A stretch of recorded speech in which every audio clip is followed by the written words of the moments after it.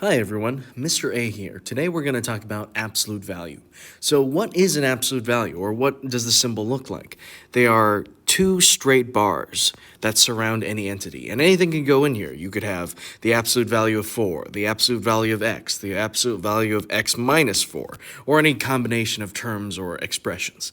So what do? They're a grouping symbol, so they're very similar to parentheses in that we have let's say parentheses x minus 4, you can multiply things to the outside of them by writing something next to them. So let's say absolute value of x minus 4. You can multiply things, so these 4's on the outside are being multiplied 4 times the absolute value of x minus 4, 4 times parentheses x minus 4. You can add things or subtract things on the outside, like plus 2, plus 2. And very similarly to parentheses, and its only similarity is that they are a grouping symbol. So rather than PEMDAS, parentheses, exponent, multiplication, yada yada, it should be GEMDAS. GEMDAS. In that G for grouping symbol. You cannot get rid of these absolute value bars. You cannot get rid of these parentheses until you've resolved what's on the inside, or you've gotten rid of anything that's being added, or you've gotten rid of anything that's being multiplied. The biggest difference between absolute value and parentheses is parentheses we can distribute. Absolute value you cannot distribute. That is not possible. So I'll say that right here.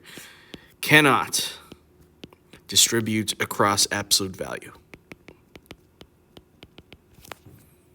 Okay, but what do absolute value bars actually do? Rather than long, complicated expressions, let's start with something very simple, like the absolute value of 4 and the absolute value of negative 4. So absolute value has only one operation. It does one thing and one thing only. If a number is negative, it makes it positive. So positive 4 is not negative, so it does nothing to it. The absolute value of 4 is 4. Negative 4, however, is negative, so the absolute value of negative 4 will make this negative positive. And that is the only thing in absolute value bars do.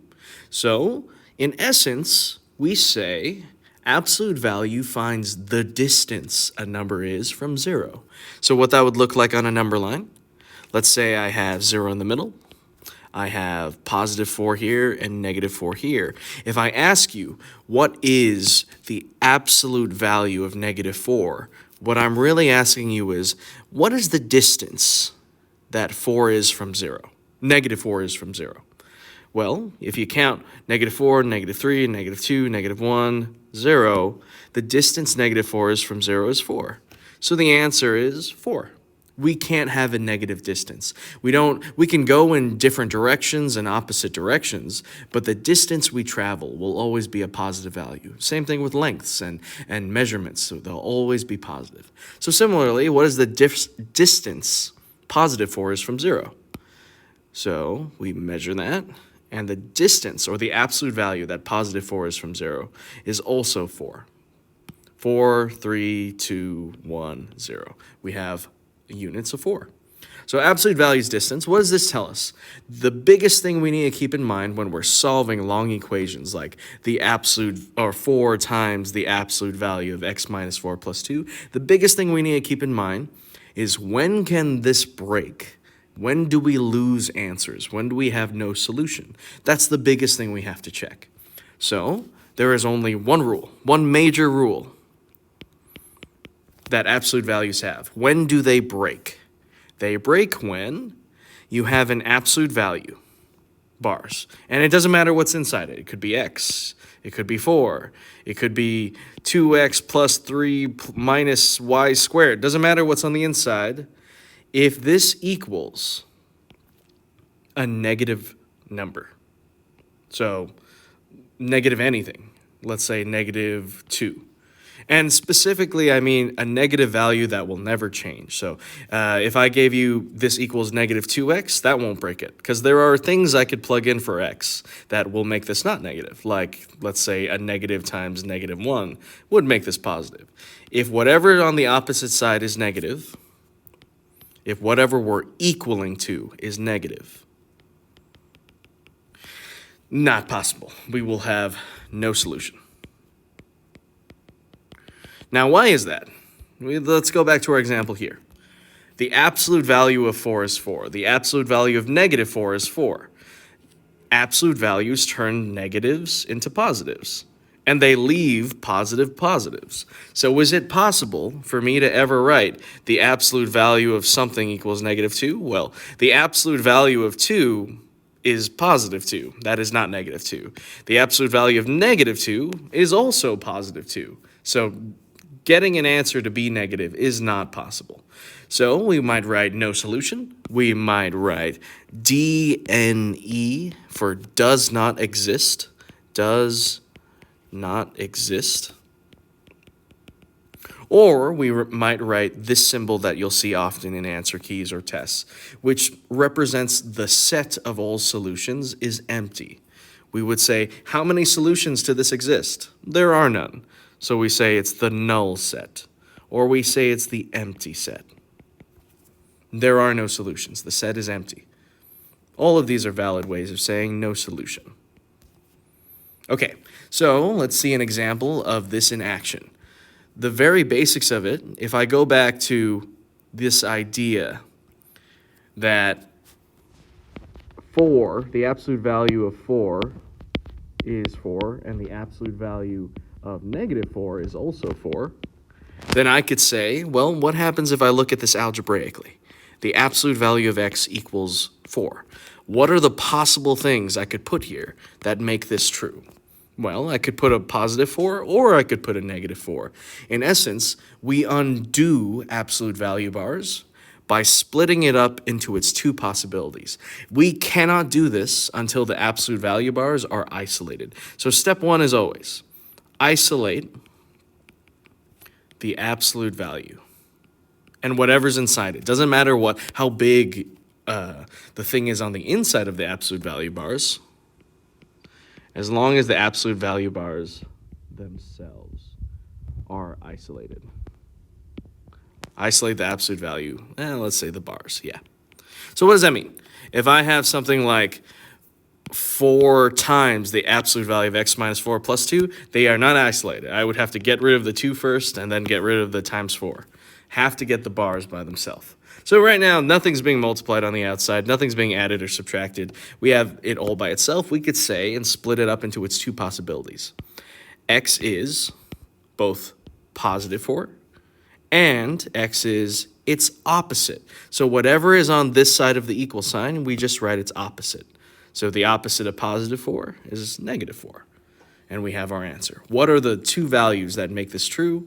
Positive and negative 4. Now that's a very, very simple example. It gets a little more interesting if I see something like, and before I move on, I could check these values, and we know that they're to be true, but as long as this side isn't negative, positive 4 is not negative, we are not equaling a negative, these better be answers. We will have two solutions as long as we don't break anything. You should always have two solutions until you break something and break that one rule we have, which is we can't equal a negative. So let's look at one example where we have more, like the absolute value of 3u minus 6 equals 42. Now, step 1. Are my absolute value bars isolated? Absolutely. There's nothing being multiplied. There's nothing being added or subtracted, which means we could split it up into its two possibilities. 3u minus 6, whatever's on the inside, equals the original. The original is positive 42. And 3u minus 6 also equals the opposite of whatever was on the other side. So the opposite of positive 42 is negative 42. And then we just solve. We solve both sides. So add 6, add 6, add 6, add 6. And we get 3u equals 48. 3u equals negative 36. Divide both sides by 3. And we get u equals 16. And u equals negative 12. Now, I don't have to check these. If I did all my algebra correctly here, I should definitely have two solutions. Why? I broke nothing. I did not break my one rule, that I am equaling a positive number. And 42 will always be positive. Nothing could break this. And if I check this real fast, plug 16 in. 3 times 16 is 48. 48 minus 6 is 42. The absolute value of 42 is 42. U is negative 12. 3 times negative 12 is clearly negative 36. Negative 36 minus 6 is negative 42. But the absolute value of negative 42 is also 42. But I wouldn't have even had to check. If I was confident in my algebra, I would know that since I broke no rules, these two are A-OK as solutions. Now let's see what happens when things do get broken. So an example of that would be like negative 3 times 4x minus 9. And this equals 24.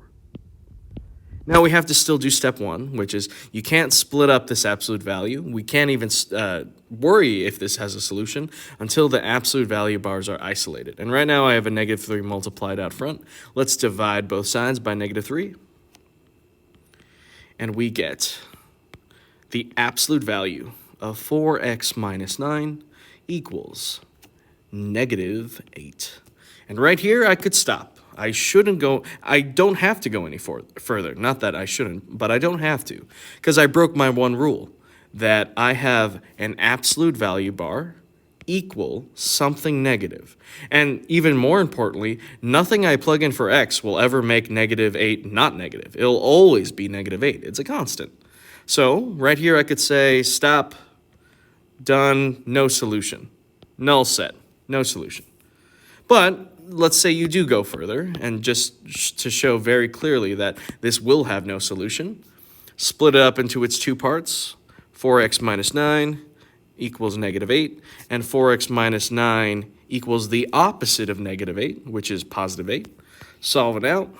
Plus 9, plus 9, plus 9, plus 9. And we get 4x equals positive 1, and 4x equals 17. And from here, divide both sides by 4, we get x equals 1/4, and x equals 17/4. Now, if I quickly glance back here, we just said this won't have a solution. Let's see if that's true. So I go back and see 4x minus 9 equals negative 8, or I could plug it back to this original equation, which is fine. So let's say I do use the original equation, which is negative 3 times the absolute value of 4x minus 9 equals 24. And let's say I plug in 1/4. I plug in 1/4 and I get negative 3 times 4 times 1/4 minus 9 equals 24. 4 divided by 4 is gone. We're left with 1 minus 9, which is negative 8. The absolute value of negative 8 is positive 8. So this equals negative 3 times positive 8, which is negative 24. And negative 24 and positive 24 are not equal. So this is a false statement. This is not a solution. It's extraneous. And the similar thing would happen with 17/4. So if you really go through and double check all your answers, you could see that this is not a solution. But I say you should stop right here. The second you break your rule, just stop, say no solution. Cannot equal a negative. Okay? An example where maybe not no solution, we could have, let's say, one solution, or let's give you another example. Let's say we do 3 minus 5 is the absolute value of 2d minus 3 equals 4. I say pause the video, isolate the absolute value bars, and tell me, will this have a solution or not have a solution? Should you keep going or not? Okay, let's see if you have an answer. So I would say we have 3 minus 5. We cannot do 3 minus 5 here because this is negative 5 times the absolute value. We're going to have to get that negative 3 out of the way first, or positive 3. So subtract 3 from both sides, and we're left with negative 5 times the absolute value of 2d minus 3 equals 4 minus 3 is 1. Divide both sides by negative 5. And we have the absolute value of 2d minus 3 equals negative 1/5. I say stop. Go no further. Stop right here and say null set, no solution. Because our absolute value bars equal -1/5, a constant that will always be negative. So we're stuck. Okay? An example where maybe we have values that, or an absolute value that could have only one solution, where one of the possibilities we have is false, but the other is true. Then we say 8 plus p equals, or the absolute value of 8 plus p equals 2p minus 3. Right off the bat, I know that there is a chance that this will not have a solution. It might have one solution, but it definitely won't have two. Why? There are things I can plug in for p right now that will break this. 2 times something minus 3 can definitely equal a negative number. So like an example would be 2 times, let's say, -5 minus 3 is definitely going to be a negative number. Like -10 minus 3 is -13. My absolute value cannot equal -13. So I know I can never plug in p as -5 here. It would not work. So let's see. What is that value that's going to be extraneous, not true? My absolute value bars are alone, so I take 8 plus p and split it up into its two possibilities. The original, which is 8 plus p equals 2p minus 3. And the opposite version, 8 plus p equals the opposite of 2p minus 3. And you would say the opposite of 2p minus 3 is negative of the whole thing, the negation of 2p minus 3. And we know when we distribute this, the opposite of 2p minus 3 is -2p plus 3. And then we just solve it out. So let's see, minus p, no, let's, minus p is good. Minus p, and then let's add the 3 to both sides. There we go. And then what do we have here? P minus p is gone. The 3 is gone. We're left with 2p minus p is p equals 8 plus 3 is 11. Okay, a possible solution. And on this side, let's add 2p. Add 2p to both sides, and then subtract 8. And we're left with 3p equals 3 minus 8 is -5. Divide both sides by 3. And we get p is -5/3. Now let's see real fast. If I take either of these solutions, I just need to see, will it make this side of the equation, whatever I'm equaling to, will it make my equal to negative? Well, if I plug in 11, 2 times 11 is 22. 22 minus 3 is definitely a positive number. 11's okay. Doesn't matter what I plug in on this side. This side needs to be positive. So 11's good. How about -5/3? 2 times -5/3 would be -10/3. -10/3 minus 3, that's 2 negatives. It's going to end up being negative. So this one breaks. And we call the solution that is false, the thing that we got, the answer to our algebra that is not a true solution, we call it extraneous. And it's important that you know this term because it's asked very often. So if I was given this problem and I asked you, what is the solution to this problem? What is the p-value that makes it true? The answer is 11. But I could similarly ask, what is the extraneous solution to this problem? The thing that makes it false that you get is -5/3. So you need to know the word extraneous. It means the extra solution that is worthless. Okay? And then I think we should move on to something like maybe 2 times the absolute value of 4 minus x equals -3x. This one, I say, pause the video, try this on your own, and see, right off the bat, will this have one solution, two solution, or no solutions? Okay, at the very least, if you haven't solved this, we could check to see how many solutions this has before we even solve it. Get the absolute value bars alone, divide both sides by 2. And we get the absolute value of 4 minus x equals negative 3/2 x. Now, right off the bat, looking at this, there's a possibility. There are things that I can plug in for x that will make this negative. A negative times a positive number, like positive 4, this will end up a negative number. But if I plug in a negative value, like negative 2, negative times negative would be positive. So there are times where this is a-okay, and there are times when it's not okay. So split it up into its two possibilities. 4 minus x equals negative 3/2 x, the original, and 4 minus x equals the opposite of negative 3/2 x, which is positive 3/2 x. And we see, let's see. Let's add 3/2 x. See what that does to both sides.